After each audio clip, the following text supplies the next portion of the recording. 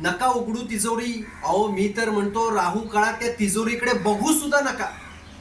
मी थांबा ना थोडं, चंद्रबळ बघून एखादा चांगला मुहूर्त तुम्हाला काढून देतो. अहो त्या मुहूर्तावर गहाण ठेवणाऱ्याचं सोनं तुम्ही त्या तिजोरीत ठेवलत ना तर आयुष्यभर सोडवू शकणार नाही तो. हा, तुमचंच होऊन जाईल ते सोनं. पण तेवढं आपलं त्या दक्षिणेचं बघा. नाही नाही, अहो काय माहितीये ना, शास्त्र होते.